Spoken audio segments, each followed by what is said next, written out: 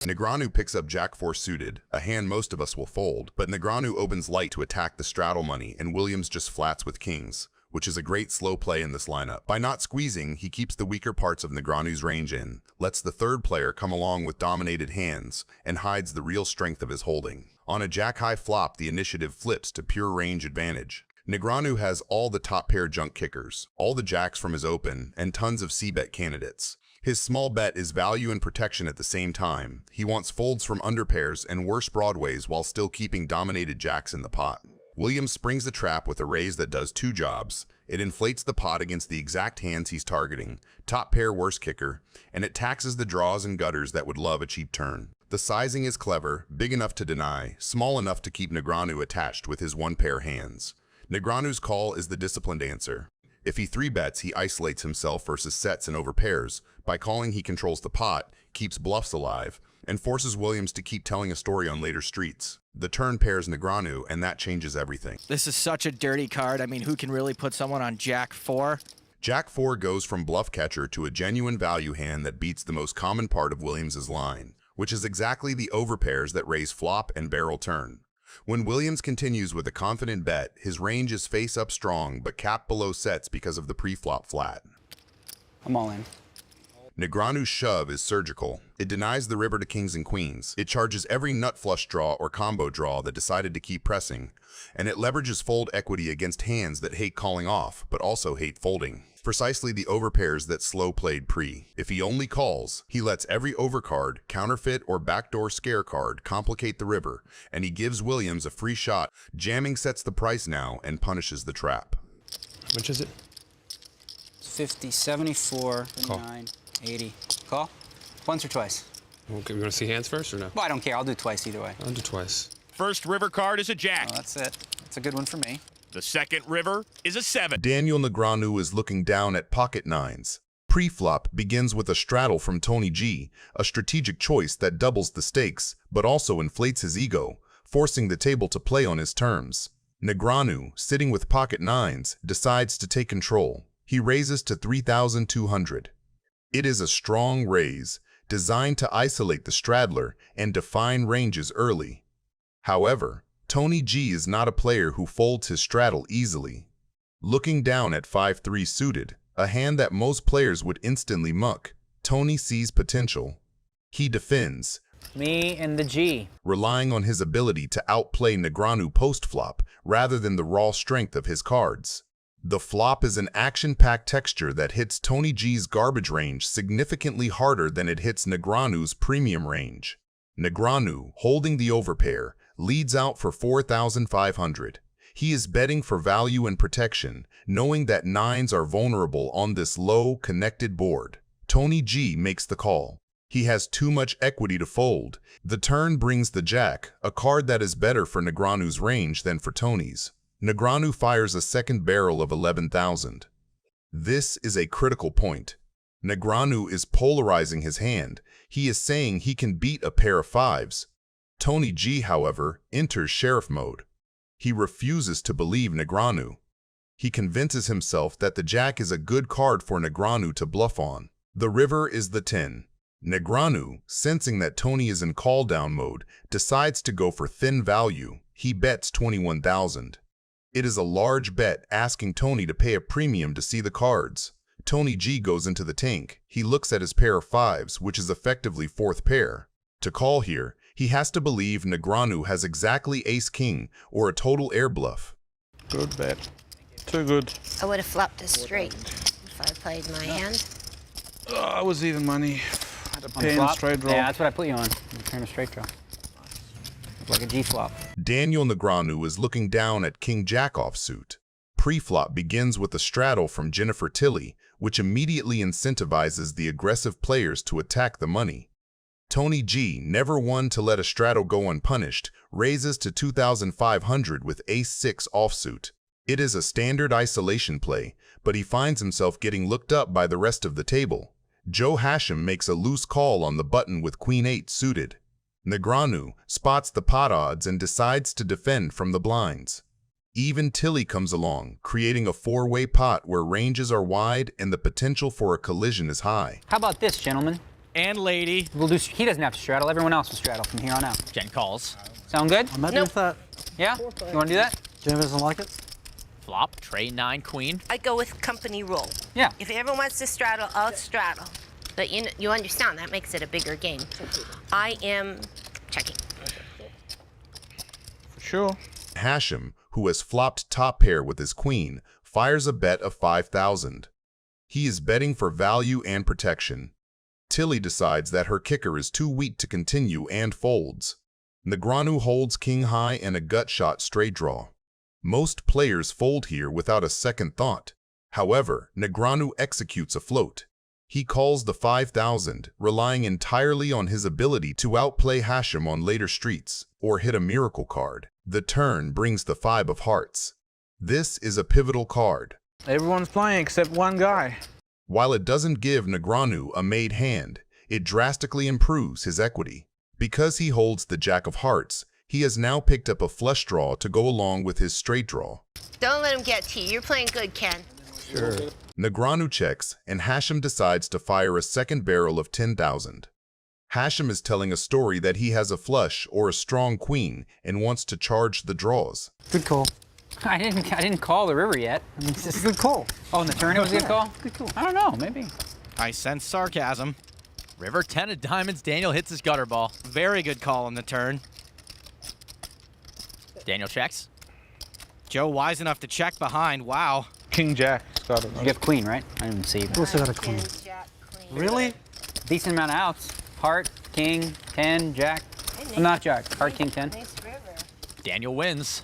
Wow. Daniel Negreanu is about to play 6 deuce suited. Phil Hellmuth opens to 800 with king 10 offsuit, the kind of loose early raise he uses to test the waters and try to play pots post-flop. Negreanu immediately leans on it, re-raising to 3,600.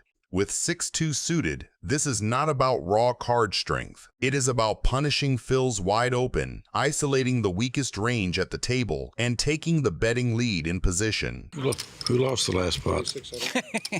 Doyle Brunson cold calls with pocket jacks, a classic trap that keeps worse hands in and avoids turning his medium-high pair into a bluff catcher against a 4-bet. Getting the price and curious to navigate post-flop, Phil comes along. That is a very Negreanu result. His pre-flop 3-bet range contains plenty of big queens, overpairs, and high card backdoors, so checking back keeps his range wide and ambiguous while realizing equity with his suited wheel trash. It also invites Phil to fire turns from out of position and forces Doyle to reveal how comfortable he is with jacks on a coordinated board. When Negreanu declines to c-bet, he preserves the option to attack later streets if either opponent betrays weakness with sizing or timing. The turn is the 4 of spades, a deceptively important card. It adds real backdoor flush pressure while also nudging straight grids like 3-6 into view. Phil leads 7,000 into about 19,000, a classic mid-sizing that tries to win the pot before the board becomes scarier. Against Daniel, that size usually reads as 1 pair or air rather than a queen or better that wants protection and volume. Daniel just calls. He is not chasing, he is keeping Phil's bluffs alive, protecting his own strong hands that would play this way, slow-played queens, and some spade-spade floats, and setting up maximum leverage on rivers that amp up the story. Doyle, now sandwiched in hating life with jacks, lets it go. The river is the 2 of spades, completing the backdoor spade flush and putting 4 to a wheel in the picture. It is a nightmare card for capped 1-pair holdings. Phil drops a 6,000 block bet, a telltale sizing that asks for a cheap showdown and implicitly admits he does not love his hand. Daniel pounces and raises to 46,000. What does he represent? From Phil's seat, it is coherent for Daniel to have exactly the hands his line preserved, 2 spades that checked flop multi-way, called the turn lead, and now raise for value, or a slow-played queen with a spade that upgrades from bluff catcher to thin value on a bet-blocked river. Speech time. It's gotta come. He might have like 6-9 offsuit. It's Daniel. Good bet. And Phil lays it down. Finally got there. Took a while, but I had you. He nailed it. Look at that. That's sick. That's not gonna look good on TV. Yeah, whatever that is, it's not gonna look good. Whatever it was. That's gonna be bad for a profile, unfortunately. Negreanu is looking down on ace-jack offsuit. He opens to 400 and Torelli flats with pocket fives, a perfect depth and position call that set mines while keeping Negreanu's weaker aces and broadways in. Pocket fives thrive in exactly this configuration. Stacks are deep enough to realize implied odds, position is secured on the razor, and there are aggressive players behind who may overcall and sweeten the price. Turning fives into a 3-bet would narrow Negreanu to a tough, high-card range and invite a 4-bet that forces the pair into a guessy spot or a fold. The flop comes queen 5-2 with 2 clubs and the initiative shifts. Negreanu has range advantage and fires 1,150, a small c-bet that folds out the air and taxes hands like ace-x without a club while still keeping dominated queens in. Over half pot into 4 opponents, this bet should come free with a drink at the bar because it is a little nuts. Torelli springs the value raise to 2,500 with middle set. It builds the pot, protects against club and straight runouts, and forces Negreanu to define his hand. Negreanu's call is the right kind of stubborn. With ace-jack, he has 2 clean overcards. The nut club backdoor via the ace of clubs, and he keeps Torelli's bluffs and thinner value lines alive, rather than turning his hand into a bluff with a 3-bet. The turn is the jack of clubs, and it's a huge texture shift for Negreanu's strategy even though he's still behind. He pairs up, picks up the nut club blocker, and leads 3,100 into a range that just advertised strength on the flop. The donk bet does several jobs at once. It denies a free card to ace-queen and king-queen with a club. It prevents Torelli from setting the price with all of his strong but vulnerable hands. And it tells a story consistent with a flush that arrived and now wants value. Torelli's call keeps the trap set with his set of fives, but notice how the informational asymmetry flips. Negreanu has seized the narrative and gets to choose the river cadence. The river is the ace of diamonds, pairing Negreanu to aces and jacks and leaving the front door clubs unchanged. And he moves all in. We could be about to lose Daniel Negreanu. And immediately turns to the weapon that separates him from almost everyone else at the table, live read pressure via table talk. He starts narrating the hand out loud in a way that pins Torelli to a category. Got ace, queen of hearts or something? Alternating confidence with doubt so that every nod in Torelli's head feels recognized. He sprinkles in just enough truth to be believable. It's like I want to fold. Really? You have a what? I want to fold. You don't have a fold? No, I want to fold. Oh, I wanted to did you have fold ace, queen of hearts? Is that what you have? 'Cause that's kind of what I put you on. Fold the damn turn. Ace, queen of hearts might get half. Go for the high, I'll take the low. Might get half. That's good. I appreciate you watching this far. If you're enjoying these videos, hit that like button. It really helps me out. Thank you. You're special, though. That's what I've been told. He had fives? Ding! And he lays it down. He folds the set. Show like a red 9 and you're my hero. I'll show you one card, that's good.